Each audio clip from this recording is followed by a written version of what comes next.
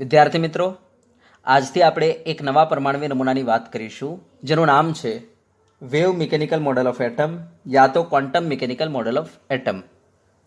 વિદ્યાર્થી મિત્રો, આજે આપણે પરમાણુને સમજવા માટે જે મોડેલનો ઇસ્તેમાલ કરીએ છીએ એ આપણું આ જ મોડેલ છે. માટે તો આ મોડેલને આપણે આધુનિક પરમાણ્વીય નમૂનો કહીએ તો પણ કોઈ એતરાજ નથી એમાં. બરાબર, તો ચલો આપણે સ્ટાર્ટ કરીએ. તો wave mechanical model of atom અને બીજું નામ એનું quantum mechanical model of atom. હા, હું તમને એક બીજી વાત કરી લઉં કે આપણે આના પહેલાં નીલ બોહરના પરમાણ્વીય નમૂનામાં આપણે ભણી ગયા કે ભાઈ નીલ બોહરના પરમાણ્વીય નમૂનાની ઘણી બધી ખામીઓ હતી, જેમ કે સ્ટાર્ક અસરને ન સમજાવી શક્યા, જેમ કે જીમેન અસરને ન સમજાવી શક્યા. આપણે નીલ બોહરનો પરમાણ્વીય નમૂનો એક કરતાં વધારે ઇલેક્ટ્રોન ધરાવતા પરમાણુઓ માટે પણ લાગુ નહોતા પાડી શકતા. બરાબર, તો ધ્યાન આપજો વિદ્યાર્થી મિત્રો, આ બધા પ્રશ્નોના જવાબ તમને આ પરમાણ્વીય નમૂનાની મદદથી મળી જશે. બરાબર, તો ચલો આપણે સ્ટાર્ટ કરીએ. તો આપણો આ છેલ્લો પરમાણ્વીય નમૂનો છે, ને ધ્યાન આપજો. આને આપણે આધુનિક પરમાણ્વીય નમૂનો કહીએ તો પણ ચાલે. બરાબર, તો ચલો સ્ટાર્ટ કરીશું આપણે. તો wave mechanical model of atom યા તો એનું બીજું નામ quantum mechanical model of atom. હા, તો પહેલાં તો આપણે આ પરમાણ્વીય નમૂના તરફ દોરી જતા ઇતિહાસની વાત કરી લઈએ. બરાબર, તો ડેવલપમેન્ટ વિચ લીડ્સ ટુ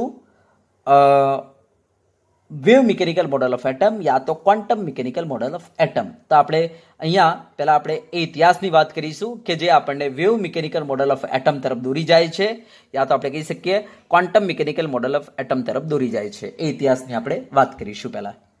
હા, તો વિદ્યાર્થી મિત્રો, આના પહેલાં જે આપણી પાસે મોડેલ હતા, જેમ કે નીલ બોહરનો પરમાણ્વીય નમૂનો છે, રુથરફોર્ડનો પરમાણ્વીય નમૂનો છે, આ બધા પરમાણ્વીય નમૂના જે છે ક્લાસિકલ ફિઝિક્સ ઉપર આધારિત હતા. બરાબર, આ બધા પરમાણ્વીય નમૂના ક્લાસિકલ ફિઝિક્સ ઉપર આધારિત હતા. હવે કોઈ કહેશે કે સાહેબ ક્લાસિકલ ફિઝિક્સ કોને કહેવાય? તો ધ્યાન આપજો, ક્લાસિકલ ફિઝિક્સ એને કહેવાય કે જે ન્યૂટનના નિયમો ઉપર રચાયેલું છે, જે ન્યૂટનના સિદ્ધાંતો ઉપર બનેલું છે, એને કહેવાય છે ક્લાસિકલ ફિઝિક્સ. તો આજ સુધીના જેટલા પણ પરમાણ્વીય નમૂના હતા, બરાબર, યસ, એ બધા ન્યૂટનના નિયમો ઉપર આધારિત હતા. પરંતુ પાછળથી સાબિત થયું કે ભાઈ ન્યૂટનના નિયમો જે છે એ ઇલેક્ટ્રોન, પ્રોટોન અને ન્યુટ્રોન જેવા માઇક્રોસ્કોપિક પાર્ટિકલને લાગુ પાડી શકાતા નથી.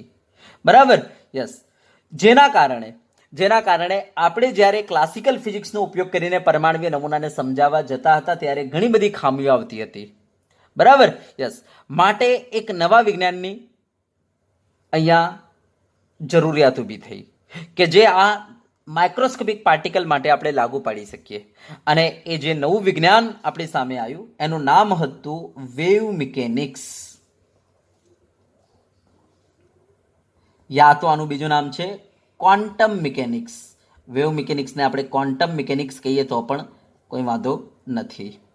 Quantum mechanics. હા, હવે કોઈ કહેશે કે સાહેબ વેવ મિકેનિક્સ યા તો ક્વોન્ટમ મિકેનિક્સ, બરાબર, યસ, આ છે શું? તો ધ્યાન આપજો, આપણે કહીશું કે આ વિજ્ઞાનની એવી બ્રાન્ચ છે, એવી શાખા છે કે જે બે કોન્સેપ્ટ ઉપર આધારિત છે. એક છે ધ બ્રોગલી કોન્સેપ્ટ, બરાબર, the Broglie concept, the Broglie સિદ્ધાંત, અને બીજો છે હાઇઝનબર્ગ કોન્સેપ્ટ, બરાબર, જેને કહીશું આપણે હાઇઝનબર્ગ સિદ્ધાંત. યસ, તો આ બે સિદ્ધાંતો ને આધારે વિજ્ઞાનની એક નવી શાખાનું નિર્માણ કરવામાં આવ્યું જેને કહેવાય છે વેવ મિકેનિક્સ, ક્વોન્ટમ મિકેનિક્સ. અને આ શાખા જે છે એ માઇક્રોસ્કોપિક પાર્ટિકલ જેવા કે ઇલેક્ટ્રોન, પ્રોટોન, ન્યુટ્રોનને લાગુ પાડી શકાતી હતી. તો આ શાખા સ્પેશિયલી કોના માટે વિકસિત કરવામાં આવેલી છે? તો માઇક્રોસ્કોપિક પાર્ટિકલ માટે, જેમ કે ઇલેક્ટ્રોન, પ્રોટોન, ન્યુટ્રોન માટે જ આ શાખા તૈયાર કરવામાં આવેલી છે. તો ધ્યાન આપજો, વેવ મિકેનિક્સ, ક્વોન્ટમ મિકેનિક્સ કોને કહીશું? તો આપણે કહી દઈશું કે ભાઈ વિજ્ઞાનની એવી શાખા કે જે બે સિદ્ધાંતો પર રચાયેલી છે, એક ધ બ્રોગલી સિદ્ધાંત અને બીજો હાઇઝનબર્ગ સિદ્ધાંત. યસ, આને કહેવાય છે વેવ મિકેનિક્સ યા તો ક્વોન્ટમ મિકેનિક્સ. અને ધ્યાન આપજો, આનો ઉપયોગ કરીને પરમાણુ માટે જે મોડેલ તૈયાર કરવામાં આવેલું છે એનું નામ જ છે wave mechanical model of atom, યા તો બીજું નામ છે quantum mechanical model of atom. ચલો, બરાબર, તો અહીંયા પહેલા તો આપણે લખી દઈએ વેવ મિકેનિક્સ યા તો ક્વોન્ટમ મિકેનિક્સ કોને કહીશું. બરાબર, તો વેવ મિકેનિક્સ યા તો ક્વોન્ટમ મિકેનિક્સ કહીશું કોને?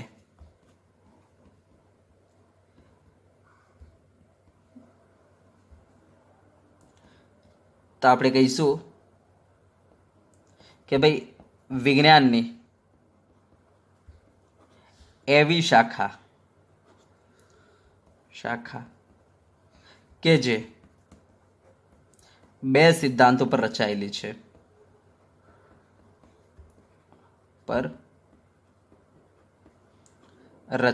છે. એક ધ બ્રોગલી સિદ્ધાંત અને બીજું હાઇઝનબર્ગ સિદ્ધાંત.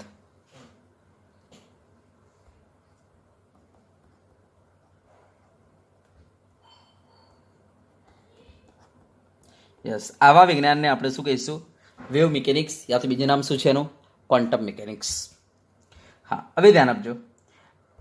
આનો ઉપયોગ કરીને બરાબર પરમાણુ માટે જે મોડેલ તૈયાર કરવામાં આવેલું છે એને કહેવાય છે wave mechanical model of atom, યા તો quantum mechanical model of atom, જેને કહેવાય આધુનિક પરમાણુય નમૂનો.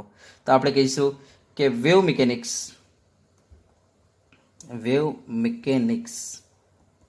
યા તો પછી ક્વોન્ટમ મિકેનિક્સનો ઉપયોગ કરીને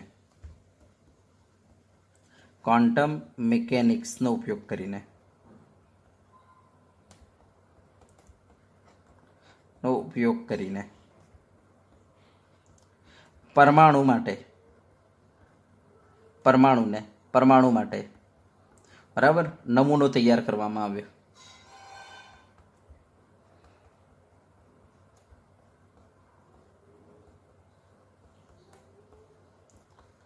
જેને શું કહી દઈશું? Wave mechanical model of atom યા તો quantum mechanical model of atom કહેવાય છે. જેને wave mechanical model of atom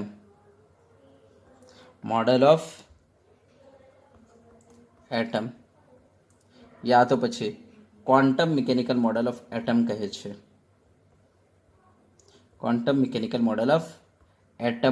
છે.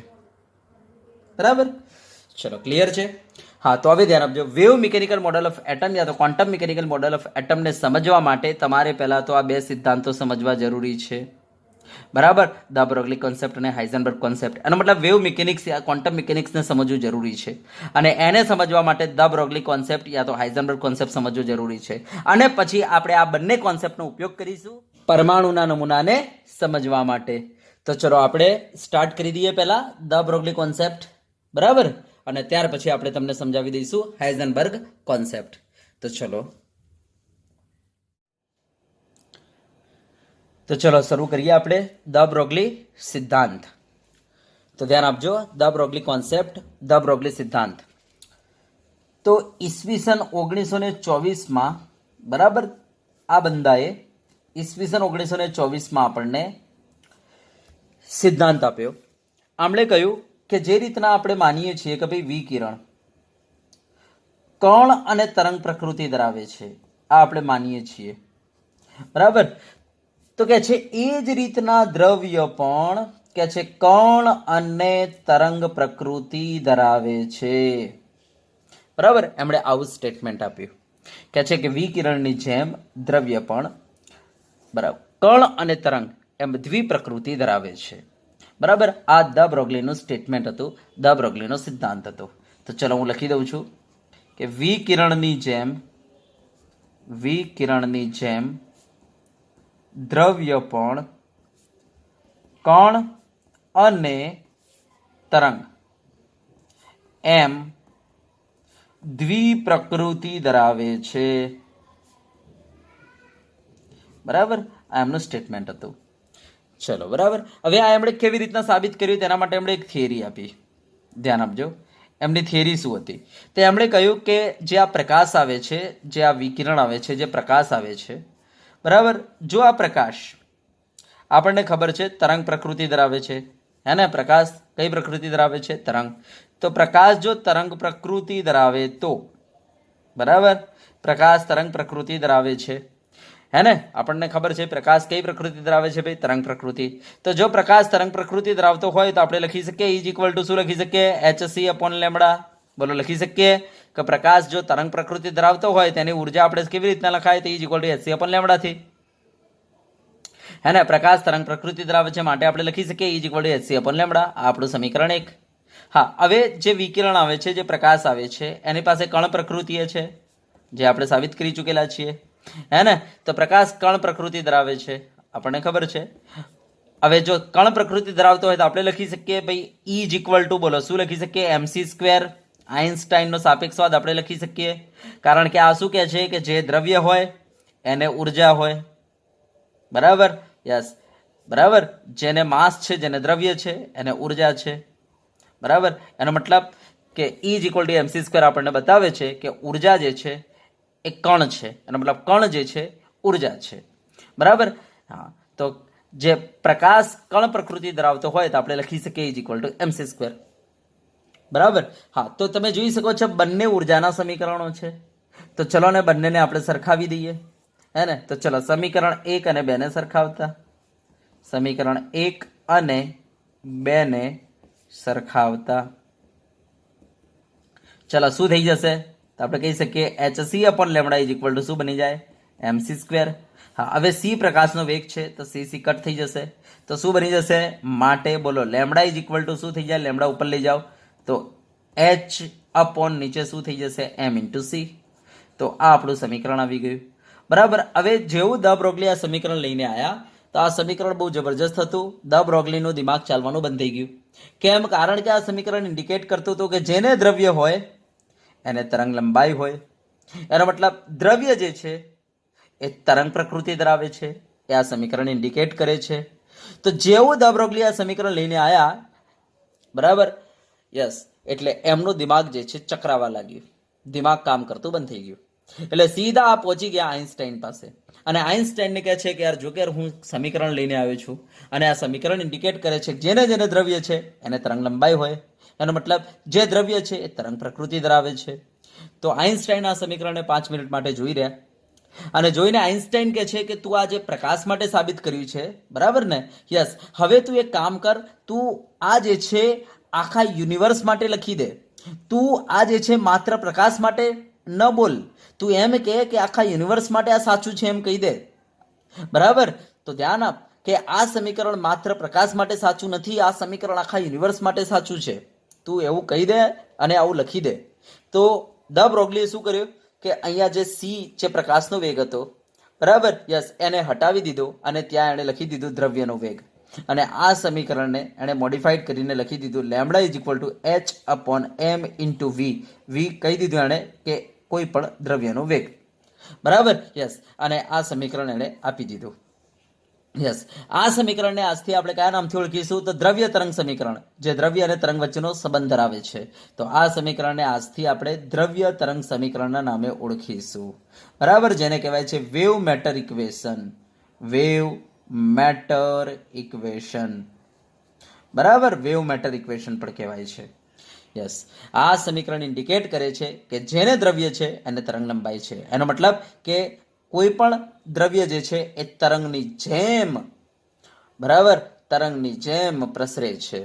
તો કોઈ પણ દ્રવ્ય જે છે એ તરંગ પ્રકૃતિ ધરાવે છે, આનો મતલબ આવો છે, યસ. આના પરથી આપણે સ્ટેટમેન્ટ આપી દીધું કે ભાઈ વિકિરણની જેમ દ્રવ્ય પણ કણ અને તરંગ પ્રકૃતિ ધરાવતો હોય છે, બરાબર, યસ. હવે ધ્યાન આપજો, આ સમીકરણ જે છે, હા, એ જ્યારે આપણે મોટા કણો માટે, વજનદાર કણો માટે આપણે જ્યારે એપ્લાય કરીએ છીએ ત્યારે અહીંયા જ્યારે આપણે વજન મૂકીએ છીએ, જોઈ લેજો વજન છેદમાં છે, બરાબર. જો આપણે એમ મોટો મૂકીશું તો લેમડા ઘટી જશે, એકદમ લેમડા નાનું આવશે. તો ધ્યાન આપજો, આ સમીકરણ જ્યારે મોટા કણો માટે આપણે જ્યારે એપ્લાય કરીએ છીએ ને ત્યારે તરંગ લંબાઈ એટલી બધી નાની આવે છે, એટલી બધી નાની આવે છે, એટલી બધી નાની આવે છે કે એ તરંગ લંબાઈનો કોઈ મતલબ રહેતો નથી. માટે આપણે કહીશું કે ભાઈ આ સમીકરણની મર્યાદા એ છે કે આ સમીકરણ આપણે મોટા વજનદાર કણોને લાગુ પાડી શકીએ નહીં. તો એ આ સમીકરણની મર્યાદા છે, બરાબર. તો આ ધ્યાન આપજો. તો ચલો હવે ધ્યાન આપજો, હું આ સમીકરણને આમ પણ લખી શકું, લેમડા ઇઝ ઇક્વલ ટુ આ H એમને રાખો. હવે M ઇન્ટુ V એટલે આપણને ખબર છે વેગમાન, તો આપણે લખી શકીએ lambda is equal two H upon P, બરાબર, યસ. હવે આપણને ખબર છે H તો અચળાંક છે, માટે આપણે કહી શકીએ ભાઈ લેમડા જે છે એ વેગમાનના વ્યસ્ત પ્રમાણમાં છે. ચલો, બરાબર, ઓકે, યસ. ચલો, તો આ થઈ ગયું આપણું દ બ્રોગલી સમીકરણ થઈ ગયું. હવે આપણે આની મર્યાદા કહી દઈએ, બરાબર. તો ચલો, તો મર્યાદા આપણે લખી દઈશું કે આ સમીકરણ નાના કણો જેવા કે ઇલેક્ટ્રોન, પ્રોટોન, ન્યુટ્રોન ને જ લાગુ પાડી શકાય.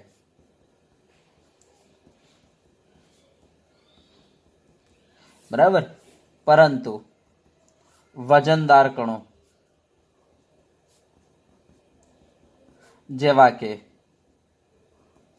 જેવા કે હવામાં ઉડતું વિમાન,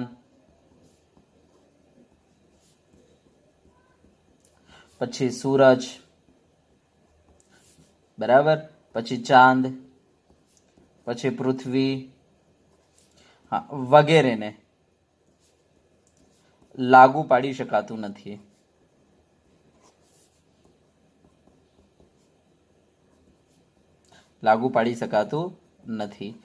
કારણ કે તેમની લેમ્ડા, તેમની તરંગ લંબાઈ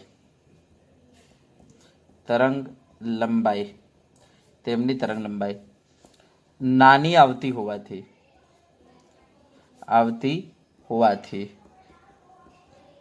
તેનું કોઈ મહત્વ રહેતું નથી.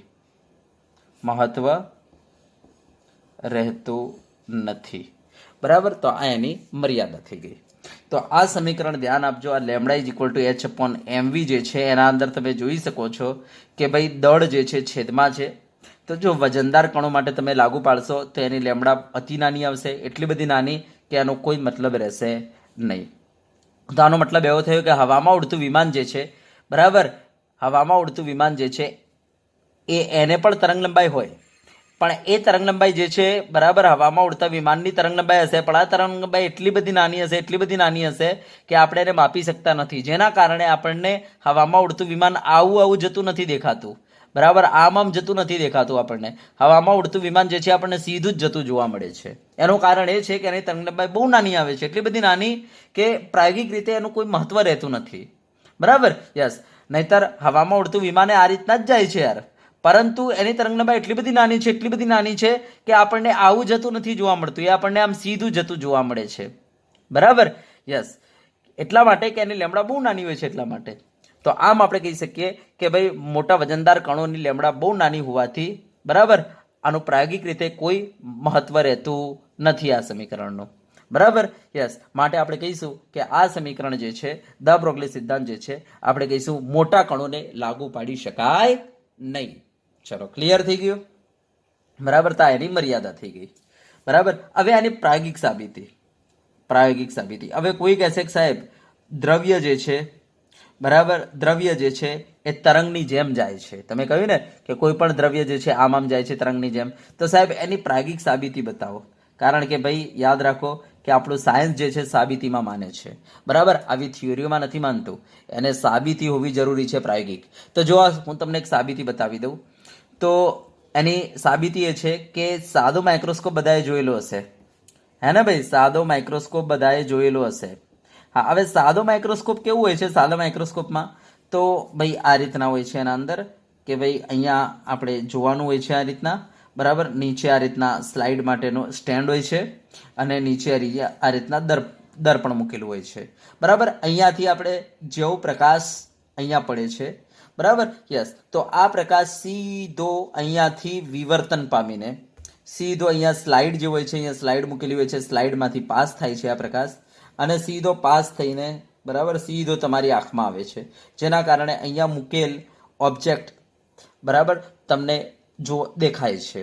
બરાબર. તો સાદો માઇક્રોસ્કોપ કંઈક આ રીતના હોય છે. તો સાદા માઇક્રોસ્કોપમાં આપણે અહીંયાથી પ્રકાશ ફેંકીએ છીએ, બરાબર, જેમાં પ્રકાશનું શું થાય છે? વિવર્તન. તો સાદો માઇક્રોસ્કોપ ઇન્ડિકેટ કરે છે આપણને કે પ્રકાશ જે છે એની તરંગ પ્રકૃતિ છે, અને પ્રકાશ જે છે તરંગ પ્રકૃતિ ધરાવે છે. એની સાબિતી છે સાદો માઇક્રોસ્કોપ, કારણ કે અહીંયા પ્રકાશનું વિવર્તન થાય છે. તો ધ્યાન આપજો, સાદો માઇક્રોસ્કોપ, બરાબર, પ્રકાશ જે છે એ તરંગ પ્રકૃતિ ધરાવે છે,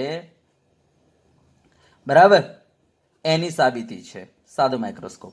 હવે ઇલેક્ટ્રોન માઇક્રોસ્કોપમાં શું હોય છે તો ધ્યાન આપજો, અહીંયા પ્રકાશની જગ્યાએ આપણે ઇલેક્ટ્રોન ફેંકીએ છીએ અને ઇલેક્ટ્રોન અહીંયાથી પડીને સીધું એનું વિવર્તન થાય છે અને આ રીતના ઓબ્જેક્ટમાંથી પાસ થઈને સીધી આપણા આંખમાં આવે છે. બરાબર. હા, તો ઇલેક્ટ્રોન માઇક્રોસ્કોપ જે છે એમાં ઇલેક્ટ્રોનનું શું થાય છે? વિવર્તન. એનો મતલબ ઇલેક્ટ્રોન માઇક્રોસ્કોપ શું દર્શાવે છે કે ભાઈ ઇલેક્ટ્રોન તરંગ પ્રકૃતિ ધરાવે છે, આવું બતાવે છે. હવે બધાને ખબર છે ઇલેક્ટ્રોનને તો વજન છે, એનો મતલબ એવો થયો કે જેને વજન છે એ તરંગ પ્રકૃતિ ધરાવે છે. તો કંઈ જ નહીં, ઇલેક્ટ્રોન માઇક્રોસ્કોપ ઇન્ડિકેટ કરે છે કે ભાઈ વજનદાર જે મીન્સ વજન ધરાવતા જે કણો છે એ તરંગની જેમ વર્તે છે. એનો મતલબ ઇલેક્ટ્રોન તરંગની જેમ વર્તે છે, આવું ઇન્ડિકેટ કરે છે ઇલેક્ટ્રોન માઇક્રોસ્કોપ. તો ઇલેક્ટ્રોન માઇક્રોસ્કોપ દ્રવ્યની તરંગ પ્રકૃતિ હોય છે એની સાબિતી છે. તો આ ધ્યાન આપજો, ઇલેક્ટ્રોન માઇક્રોસ્કોપ, ઇલેક્ટ્રોન માઇક્રોસ્કોપ. બરાબર. યસ, દ્રવ્ય તરંગ પ્રકૃતિ ધરાવે છે. દ્રવ્ય એટલે ઇલેક્ટ્રોન, કારણ કે ઇલેક્ટ્રોનને વજન છે, બધાને ખબર છે 9.10 × 10⁻³ કિલોગ્રામ, હે ને? યસ. તો ઇલેક્ટ્રોન માઇક્રોસ્કોપ શું બતાવે છે? દ્રવ્ય તરંગ પ્રકૃતિ ધરાવે છે, એ બતાવી રહેલો છે. તો ઇલેક્ટ્રોન માઇક્રોસ્કોપ દ્રવ્યની તરંગ પ્રકૃતિની સાબિતી છે. બરાબર. તો આ આપણી પ્રાયોગિક સાબિતી છે. ચલો, ડન. ઓકે. અને એક વસ્તુ નોંધ કરીને મૂકી દેજો કે ઇલેક્ટ્રોન માઇક્રોસ્કોપથી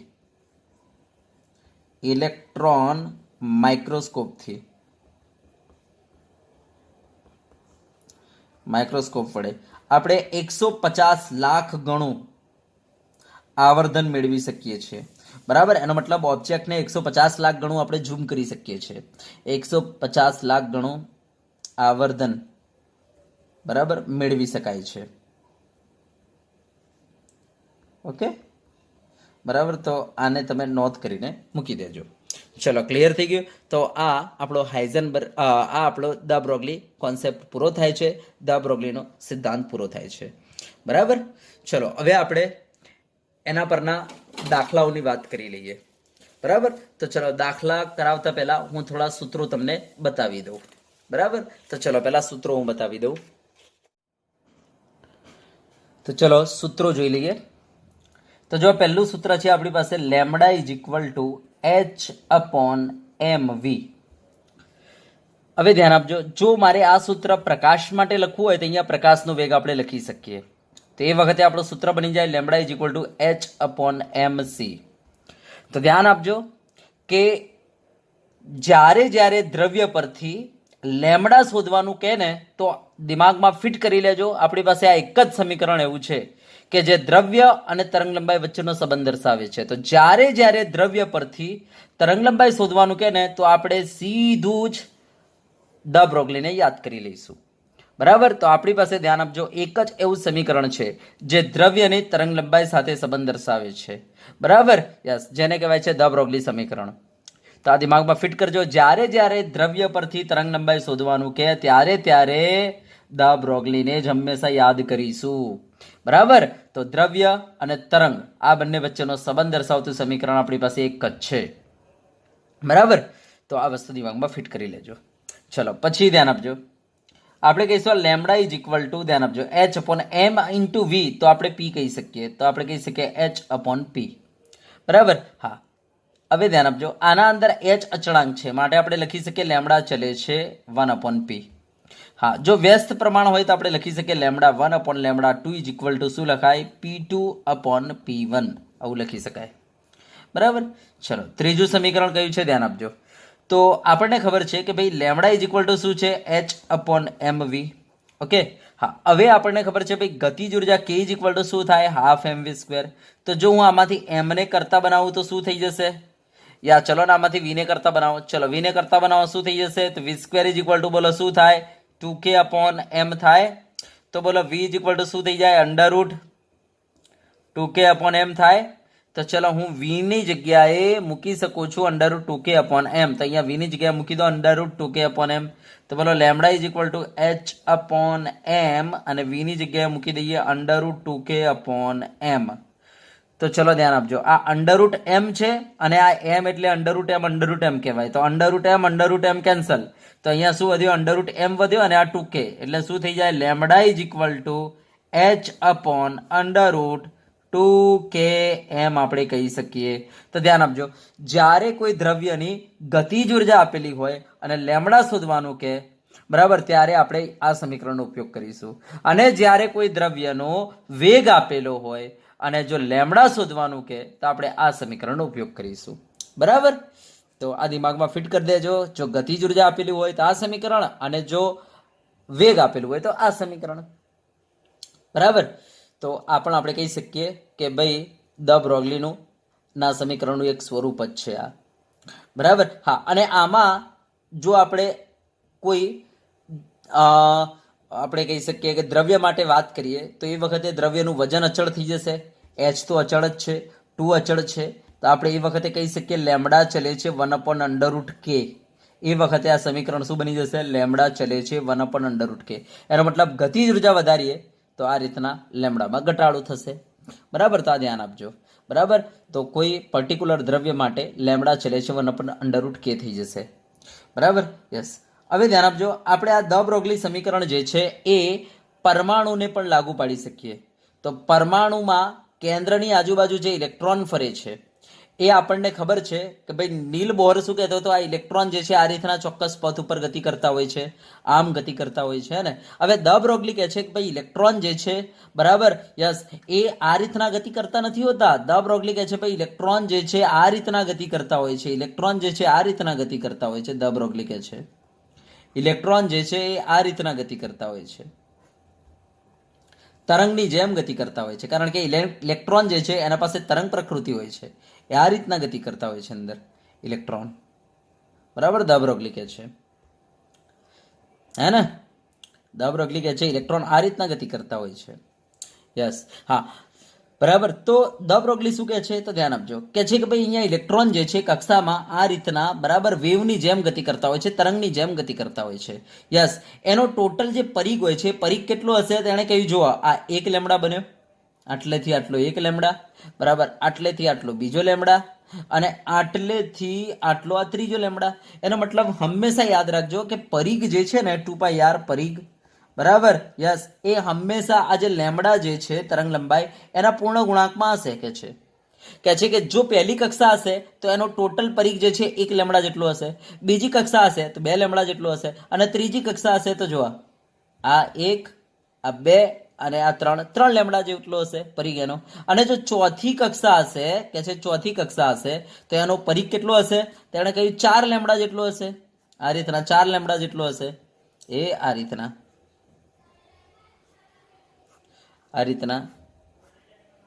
4 લેમડા જેટલું હશે એનો પરિઘ.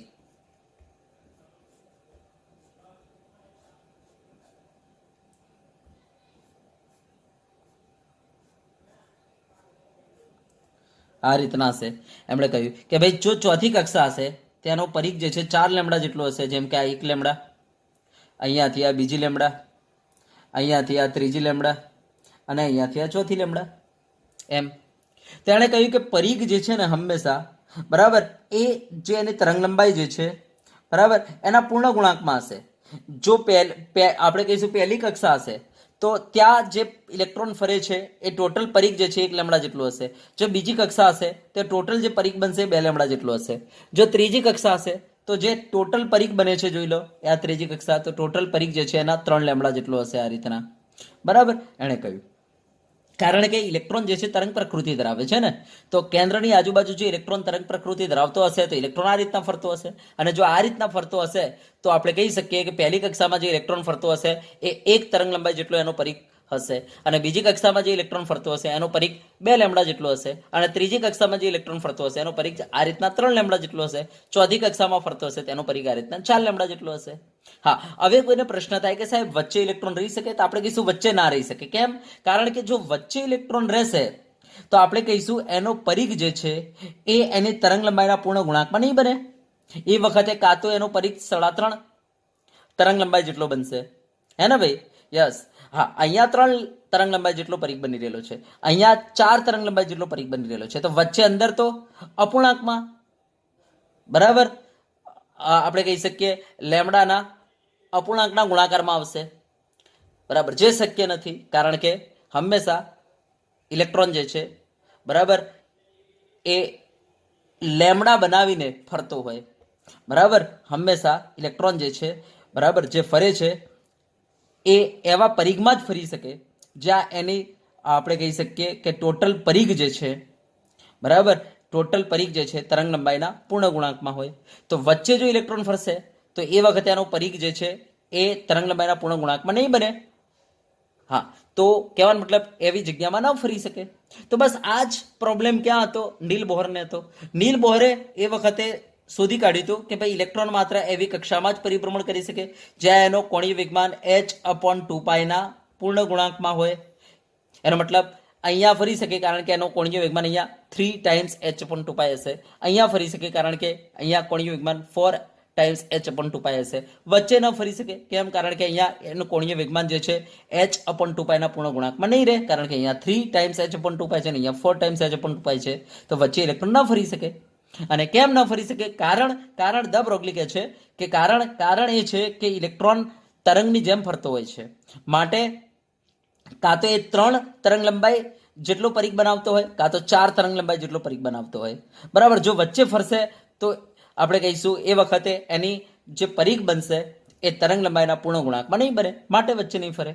આ રીતના દ બ્રોગલીએ સમજાવી દીધો, બરાબર. જે નીલ બોહરનો પ્રોબ્લેમ હતો એ દૂર કરી આપ્યો, બરાબર. હા, અને દ બ્રોગલીએ આ સમીકરણ પણ સાબિત કરીને બતાવી દીધું. કેવી રીતના? તો એની પાસે આ 2πr = n લેમ્બડા આવી ગયેલું હતું, બરાબર, કે ટોટલ પરિઘ જે છે એ હંમેશા તરંગ લંબાઈના પૂર્ણ ગુણાંકમાં હશે, બરાબર. આ સમીકરણ એની પાસે આવી ગયેલું હતું, બરાબર. જ્યાં n બરાબર, એણે શું કહ્યું હતું કે જ્યાં n બરાબર, દાખલા તરીકે પહેલી કક્ષા હશે તે વખતે ટોટલ પરિઘ 1 લેમ્બડા જેટલો હશે, બીજી કક્ષા હશે ટોટલ પરિઘ 2 લેમ્બડા જેટલો હશે, ત્રીજી કક્ષા હશે ટોટલ પરિઘ 3 લેમ્બડા જેટલો હશે.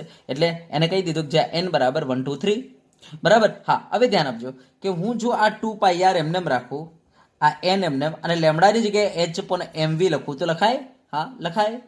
ચલો, બરાબર. હવે જો હું mv ને ઉપર લઈ જાઉં છું અને આ 2π ને છેદમાં લાવી દઉં છું તો શું થઈ જશે? તો સાહેબ mvr = શું થઈ જશે? n ટાઈમ્સ h/2π નીચે આવી ગયા. જો આ સમીકરણ કોના જેવું છે? આ રહ્યું, હે ને? તો લો, નીલ બોહરને, બરાબર, નીલ બોહર પાસે આ સમીકરણની કોઈ સાબિતી નથી. દ બ્રોગલીએ એને સાબિત કરીને બતાવી દીધું, બરાબર.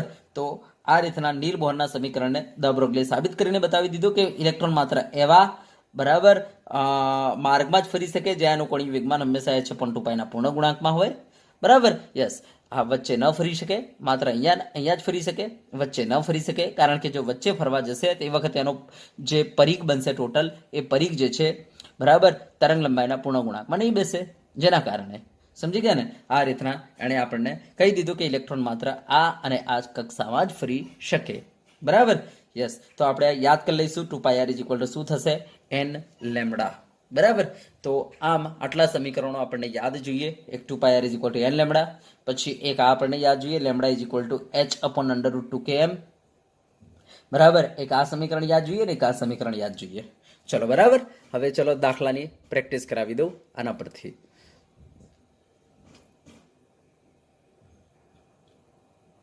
તો ચલો પહેલો દાખલો આપણે જોઈએ. કોયડો 2.12. તો જો પ્રશ્ન શું છે? 0.1 કિલોગ્રામ દળ ધરાવતો દડો જેનો વેગ 10 મીટર પર સેકન્ડ છે તો તેની તરંગ લંબાઈ શોધો. તો ધ્યાન આપજો, વજન આપેલું છે અને તરંગ લંબાઈ શોધવાની છે, એટલે દ બ્રોગલી સમીકરણ. મેં તમને કહેલું છે વજન આપેલું હોય ને તરંગ લંબાઈ શોધવી હોય ત્યારે આપણી પાસે એક જ સમીકરણ છે, લેમ્બડા = h/mv. આપણી પાસે બીજું કોઈ જ સમીકરણ નથી. ધ્યાન આપજો, બરાબર. દ્રવ્યના વજન પરથી લેમ્બડા શોધવાનું સમીકરણ એક જ છે, દ બ્રોગલી સમીકરણ. યસ, તો આ જ માનો લાલ પેદા થયો છે કે જેણે વજન પરથી તરંગ લંબાઈ શોધવાનું સમીકરણ આપેલું છે, બરાબર. તો ધ્યાન આપજો કે ભાઈ એક જ માના લાલ છે કે જેણે દ્રવ્યના વજન પરથી તરંગ લંબાઈ શોધવાનું સમીકરણ આપેલું છે. આજ સુધી આવું કોઈ સમીકરણ આપણી પાસે છે નહીં. તો જ્યારે વજન પરથી જો તરંગ લંબાઈ શોધવી હોય ત્યારે આપણે આ જ સમીકરણને યાદ કરીશું. તો ચલો, અહીંયા કહી દીધું છે 0.1 કિલોગ્રામ દળ ધરાવતો દડો કે જેનો વેગ 10 મીટર પર સેકન્ડ છે એની તરંગ લંબાઈ શોધવાની કહેલી છે. તો વજન આપેલું છે, તરંગ લંબાઈ શોધવી છે, એટલે લેમ્બડા = h/mv. ચલો, બરાબર. હવે આના અંદર આપણે કિંમતો મૂકી દઈએ. હવે મેં તમને કહેલું છે જ્યારે કોઈ સૂત્રમાં આપણે કિંમતો મૂકીશું ત્યારે હંમેશા એ કિંમતો એમ કે એસમાં જ મૂકવાની રહેશે. તો ચલો એચની કિંમત શું છે? તો 6.626 ગુણ્યા 10 - 34 અપોન નીચે માસ. તો વજન કેટલું આપેલું છે? 0.1 કિલોગ્રામ. ચલો એમ કે એસમાં જ છે 0.1 ગુણ્યા ચલો વી વેલોસિટી વેગ. તો જો આ વેગ કે છે 10 મીટર પર સેકન્ડ, તો અહીંયા મેં 10 મૂકી દીધી. તો ચલો 10 × 0.1 એટલે 1 થઈ જશે, એટલે ઉપર શું થઈ જશે? 6.626 ગુણ્યા 10 - 34 આપણો જવાબ થઈ જશે. યસ. હવે લેમડાનો એકમ શું રહેશે? તો એમ કે એસમાં મીટર આવશે. તો આપણો જવાબ આવી ગયો કે ભાઈ આટલા મીટર તરંગ લંબાઈ હશે. ચલો ક્લિયર થઈ ગયું? બોલો આવડશે? તો આ રીતના વજન પરથી જ્યારે જ્યારે તરંગ લંબાઈ શોધવાનું કે ત્યારે આપણે ધ બ્રોગલી સમીકરણનો ઉપયોગ કરીશું. ચલો બરાબર. ચલો હવે જુઓ એના પછી નેક્સ્ટ, અને આ વેરી વેરી મોસ્ટ આઈએમપી છે. બરાબર. જો શું કહે છે? ઇલેક્ટ્રોનનું દળ 9.1 × 10 - 31 કિલોગ્રામ છે. ચલો ઇલેક્ટ્રોનનું દળ આપી દીધું છે. તેની ગતિજ ઉર્જા, હવે ધ્યાન આપજો, ગતિજ ઉર્જા આપેલી છે, વેગ નહીં પણ ગતિજ ઉર્જા આપેલી છે 3 × 10 - 25 જૂલ. તો કહે છે તરંગ લંબાઈ લેમડા શોધો. તો ચલો લેમડા ઇઝ ઇક્વલ ટુ આપણે શું કરી દઈએ? h/√2km. આપણે આ સમીકરણનો ઉપયોગ કરી લઈએ કારણ કે આપણને ગતિજ ઉર્જા ખબર છે, હે ને? યસ. હા, કદાચ કોઈ બંદાએ lambda is equal to h/mv સમીકરણનો ઉપયોગ કર્યો તો ધ્યાન આપજો, એ વખતે આને વેગ લાવવો પડશે.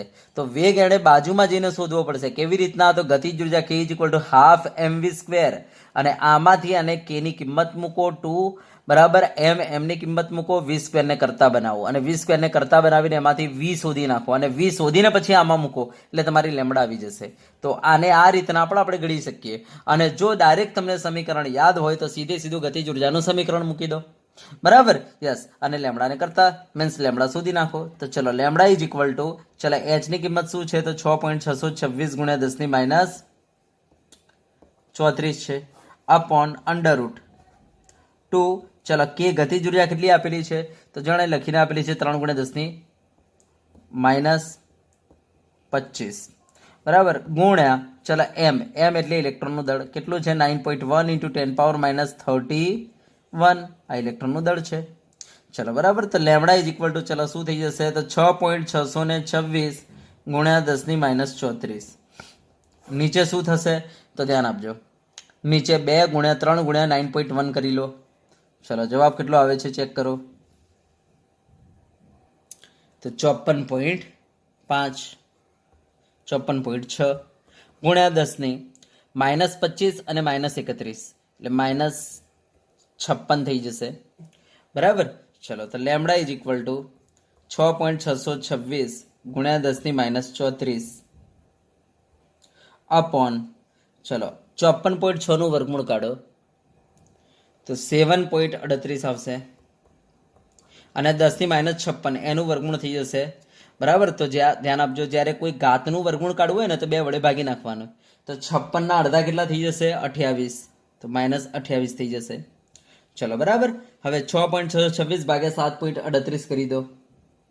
બરાબર. તો તમારો જવાબ આવશે 0.89 બરાબર 7 ઇન્ટુ 10 - 28 છે ને, એને ઉપર લાવો તો 10 + 28 એટલે 34 માંથી 28 બહાર કાઢી લો એટલે માઇનસ તમારા 6 રહી જશે. તો 10 - 6 આટલા મીટર.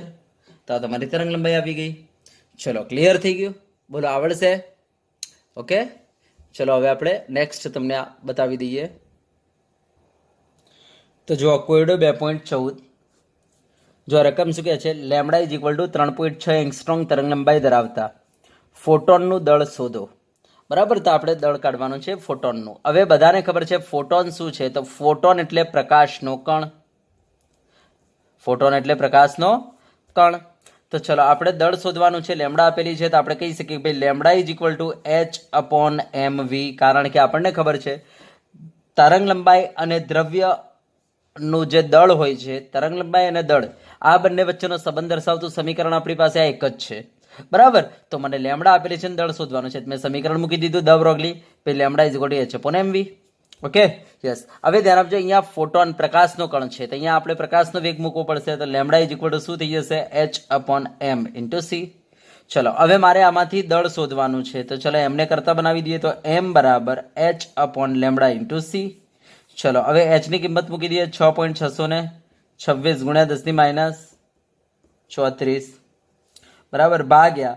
ચલો લેમડાની કિંમત કેટલી? તો જો આ 3.6 એંગસ્ટ્રોંગ આપેલું છે, તો આ 3.6 એંગસ્ટ્રોંગ એટલે 10 - 10 આટલા મીટર બરાબર ઇન્ટુ સી. સી એટલે પ્રકાશનો વેગ બરાબર કેટલો છે? 3 ગુણ્યા 10⁸ મીટર પર સેકન્ડ. યસ, તમે આને સાદરૂપ આપશો ને તો હું છેલ્લો જવાબ લખી દઉં છું. તમારો જવાબ આવશે વૈજ્ઞાનિક સંકેતમાં લખી દઉં છું 6.135 વૈજ્ઞાનિક સંકેતમાં ઇન્ટુ 10⁻³ આટલા તમારા આવશે. એકમ શું લાગશે? તો કિલોગ્રામ, હે ને? સ્મોલ કે હો ને, કિલોગ્રામનો સ્મોલ કે, તો કિલોગ્રામ. યસ, કારણ કે દળનું એમકેએસમાં એકમ શું રહેશે? કિલોગ્રામ રહેશે. ચલો બોલો, આવડશે? ઓકે, ચલો હવે સ્વાધ્યાયનો 2.20 તો ધ્યાન આપજો. રકમ શું કહે છે? 2.05 ગુણ્યા 10⁷ મીટર પર સેકન્ડના વેગથી ઘૂમતા ઇલેક્ટ્રોનની તરંગ લંબાઈ શોધો. મારે લેમડા શોધવાની છે, મને વેગ આપેલો છે. તો ભાઈ લેમડા ઇઝ ઇક્વલ ટુ સમીકરણ છે h અપોન mv બરાબર. હા, હવે જો આપણી પાસે h તો છે, v છે, પણ સાહેબ m શું? તો જો એણે m માટે ઇલેક્ટ્રોન શબ્દ કહી દીધો છે, અને બધાને ખબર છે ઇલેક્ટ્રોનનું વજન કેટલું છે? તો 9.1 ઇન્ટુ 10⁻31 કિલોગ્રામ, હે ને? આ તો બધાને યાદ હોવું જ જોઈએ બરાબર. તો ચલો લાવો કિંમતો મૂકી દઈએ. તો લેમડા ઇઝ ઇક્વલ ટુ, ચલો h ની કિંમત કેટલી? તો 6.626 ગુણ્યા 10⁻34 અપોન, ચલો m એટલે ઇલેક્ટ્રોનનું દળ, બોલો કેટલું છે? 9.1 ઇન્ટુ 10⁻31 ગુણ્યા v વેગ. વેગ કેટલો છે? 2.05 ગુણ્યા 10⁷, તો 2.05 ઇન્ટુ 10⁻7 બરાબર. ચલો આને સાદરૂપ આપી દેજો. તો લેમડા ઇઝ ઇક્વલ ટુ તમારો જવાબ આવશે, હું ડાયરેક્ટ વૈજ્ઞાનિક સંકેતમાં જવાબ લખી દઉં છું, 3.55 ઇન્ટુ 10⁻11 આ તમારો જવાબ આવશે. હા, એકમ શું લાગશે? તરંગ લંબાઈનો મીટર એકમ લાગશે. ચલો બરાબર, બોલો આવડશે? ઓકે,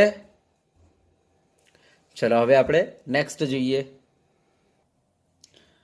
તો ચલો સ્વાધ્યાયનો 2.57 તો જો રકમ શું કહે છે? દ્રવ્યની દ્વૈત વર્તણૂક જે દ બ્રોગલીએ પ્રતિપાદિત કરેલી છે, જેને પરિણામે ઇલેક્ટ્રોન માઇક્રોસ્કોપની શોધ થઈ, જે વારંવાર જૈવિક અણુઓ અને અન્ય પ્રકારના પદાર્થોના આવર્તન માટે ઉપયોગી છે. જો આ ઇલેક્ટ્રોન માઇક્રોસ્કોપમાં ઇલેક્ટ્રોનનો વેગ 1.6 × 10⁻6 મીટર પર સેકન્ડ હોય તો આ ઇલેક્ટ્રોન સાથે સંકળાયેલી લેમડા દ બ્રોગલી તરંગ લંબાઈ શોધો. તો ચલો મારે લેમડા શોધવાની છે, વેગ આપેલો છે. તો lambda is equal two h upon mv બરાબર. ચલો h ની કિંમત કેટલી? તો 6.626 ગુણ્યા 10⁻34 અપોન, ચલો m કેટલા? તો જો એણે ઇલેક્ટ્રોન માટે શોધવાની કહી છે, તો ઇલેક્ટ્રોન માટે વજન કેટલું આવે? તો 9.1 ઇન્ટુ 10⁻31 થઈ જશે ગુણ્યા વેગ કેટલો? તો વેગ એણે આપેલો છે 1.6 ઇન્ટુ 10⁻6, તો કેટલો થઈ જશે? 1.6 ઇન્ટુ 10⁻6. ચલો બરાબર. ચલો હવે આને સાદરૂપ આપી દો. તો હું લાસ્ટમાં આન્સર લખી દઉં છું વૈજ્ઞાનિક સંકેતમાં. તો આન્સર થશે 4.55 ઇન્ટુ 10⁻10 આટલા મીટર. તો આ તમારી તરંગ લંબાઈ થઈ ગઈ, અને તરંગ લંબાઈ શોધવાની કહી હતી. તો બોલો આવડે? તો કંઈ છે નહીં, lambda is equal two h upon mv ના અંદર કિંમત જ મૂકવાની છે. ચલો બરાબર. ચલો હવે આપણે બીજો બતાવીએ. ચલો સ્વાધ્યાય 2.58 તો જો શું કહે છે? ઇલેક્ટ્રોન વિવર્તનની જેમ ન્યુટ્રોન વિવર્તન માઇક્રોસ્કોપ અણુની રચના નક્કી કરવા માટે વપરાય છે. જો ઉપયોગમાં લેવાયેલ લેમડા 800 પિકોમીટર હોય તો ન્યુટ્રોન સાથે સંકળાયેલ વેગ શોધો. તો આપણે વેગ શોધવાનો છે. તો પહેલાં લેમડા ઇઝ ઇક્વલ ટુ સૂત્ર શું છે? h અપોન mv બરાબર. આપણને તરંગ લંબાઈ આપી દીધેલી છે અને વેગ શોધવાનો છે. તો ચલો વેગ v ઇઝ ઇક્વલ ટુ શું થઈ જશે? h upon m lambda. હવે h ની કિંમત કેટલી રહેશે? તો 6.626 ગુણ્યા 10⁻34 અપોન હવે m. તો ધ્યાન આપજો, આપણે ન્યુટ્રોન સાથે સંકળાયેલ વેગ શોધવાનો છે. એનો મતલબ ન્યુટ્રોનનું અહીંયા દળ મૂકવું પડશે. હવે ન્યુટ્રોનનું દળ આપણને ખબર હોવી જોઈએ કે 1.674 ઇન્ટુ 10⁻⁻28 કિલોગ્રામ છે, એ આપણને ખબર હોવી જોઈએ. ગુણ્યા ચલો લેમડા તરંગલંબાઈ કે છે 800 પિકોમીટર. તો અહીંયા 800 પિકો એટલે આપણે 10⁻12 મૂકી દઈશું, એટલે મીટરમાં થઈ જાય. બરાબર, યસ. હવે આને તમે સાદરૂપ આપશો ને તો હું ડાયરેક્ટ વૈજ્ઞાનિક સંકેતમાં લખી દઉં છું, 4.94 ઇન્ટુ 10⁻³ મીટર પર સેકન્ડ. આ તમારો જવાબ આવી જશે. બરાબર, તો આ કરી લેવાનું રહેશે જાતે. બરાબર, ચલો ઓકે. ચલો હવે ધ્યાન આપજો, સ્વાધ્યાય 2.59 શું કહે છે? બોહરની પ્રથમ કક્ષામાં ઇલેક્ટ્રોનનો વેગ આપેલો છે 2.19 × 10⁶ મીટર પર સેકન્ડ. તો તેની સાથે સંકળાયેલી લેમડા શોધવાની છે. બરાબર, તો ઇલેક્ટ્રોનનો વેગ આપેલો છે, લેમડા શોધવાની છે. લેમડા ઇઝ ઇક્વલ ટુ શું થશે? h/mv. હા, વેગ આપી દીધો છે, આપણે m ઇલેક્ટ્રોનનો અહીંયા મૂકી દઈશું અને લેમડા શોધી લઈશું. બરાબર, અહીંયા ઇલેક્ટ્રોનનું દળ મૂકી દો 9.10 9.1 × 10⁻31 કિલોગ્રામ. અહીંયા વેગ મૂકી દો, આપણને આપેલું છે 2.19 × 10⁻⁶. બરાબર, h મૂકી દો અને સાદરૂપ આપીને ચેક કરી લો કેટલો જવાબ આવે છે. બરાબર, અને આ જવાબ મને લખીને તમારે મોકલાવાનો છે ગણીને. ચલો ઓકે. ચલો તો હવે આપણે નેક્સ્ટ તમને બતાવીએ.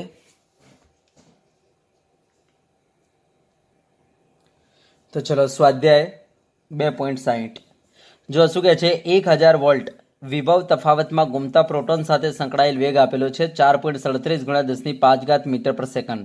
આપણને વેગ આપી દીધો છે 4.37 × 10⁵ મીટર પર સેકન્ડ.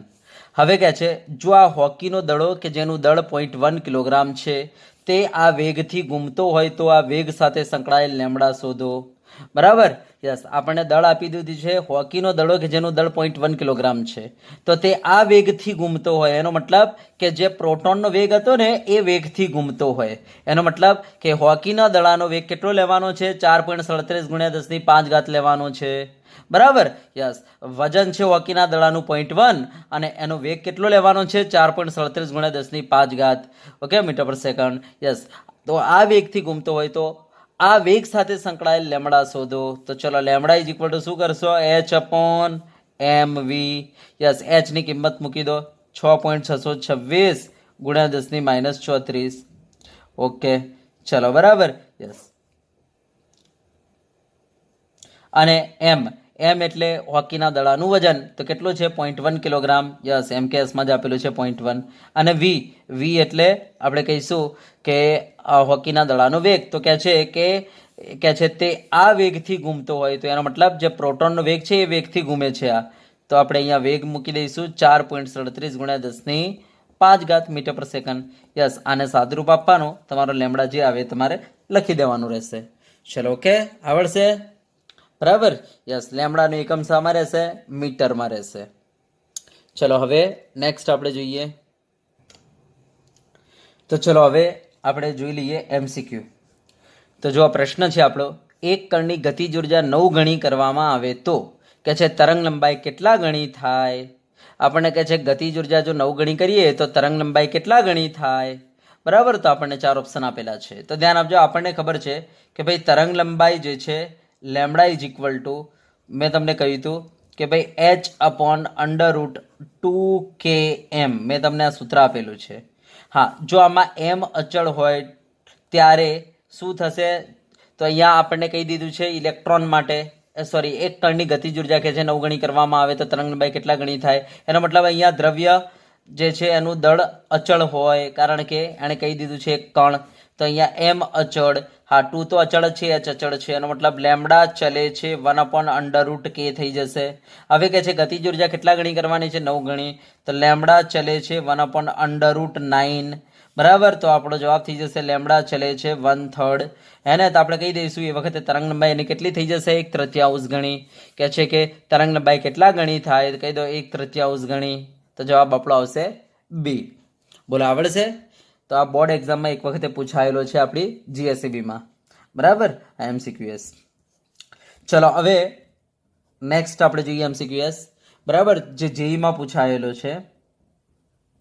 તો ધ્યાન આપજો, શું કહે છે? જો પ્રથમ કક્ષાની ત્રિજ્યા A0 હોય તો બીજી કક્ષામાં ગતિ કરતા ઇલેક્ટ્રોનની દ બ્રોગલી તરંગ લંબાઈ જણાવો.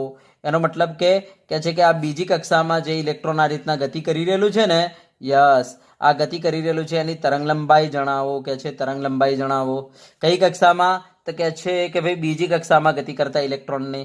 તો હવે આપણને એણે આપી દીધું છે કે ભાઈ પ્રથમ કક્ષાની ત્રિજ્યા A0 છે, તો આપણે કહી શકીએ કે ભાઈ R1/R2 ઇઝ ઇક્વલ ટુ શું કહી શકાય? N1/N2. તો પ્રથમ કક્ષાની ત્રિજ્યા એણે A0 કહી દીધી છે, તો બીજી કક્ષાની ત્રિજ્યા કેટલી થશે આપણે શોધી લઈએ. 1 નો વર્ગ 1, 2 નો વર્ગ 4, તો બોલો R2 ઇઝ ઇક્વલ ટુ શું થઈ જશે? તો 4 ટાઈમ્સ A0 થઈ જશે. બરાબર. હા, હવે કે છે કે આ બીજી કક્ષામાં ગતિ કરતા ઇલેક્ટ્રોનની દ બ્રોગલી તરંગ લંબાઈ જણાવો. તો હવે આપણને ખબર છે કે આપણી પાસે સૂત્ર શું છે? તો 2πr is equal two n lambda. હે ને? હવે બીજી કક્ષા માટે શું થઈ જશે? તો 2πr તમારે બીજી કક્ષાની ત્રિજ્યા મૂકવાની. કેટલી છે? 4 ટાઈમ્સ A0 છે. ચલો મૂકી દો. ઇઝ ઇક્વલ ટુ, ધ્યાન આપજો, બીજી કક્ષા માટે n ની કિંમત તમારે 2 મૂકવી પડશે, તો 2 લેમડા. બરાબર. તો આપણે કહી શકીએ 4 દુની 8, તો 8πA0 ઇઝ ઇક્વલ ટુ શું થઈ ગયું? 2 લેમડા થઈ ગયો. બરાબર. તો આ 2 4 જા 8, તો આપણે કહીશું લેમડા ઇઝ ઇક્વલ ટુ શું થઈ ગયું તમારું? તો 4πA0.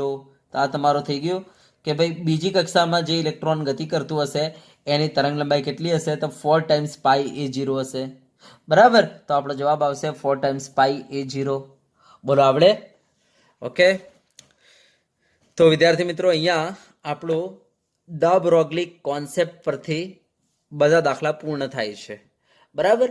તો વિદ્યાર્થી મિત્રો, આજે આપણે આટલે સુધી રાખીશું અને હવે આના પછીના લેક્ચરમાં આપણે હાઇઝનબર્ગ કોન્સેપ્ટ તમને સમજાવી દઈશું. બરાબર. તો આજે આપણે આટલે સુધી રાખીશું.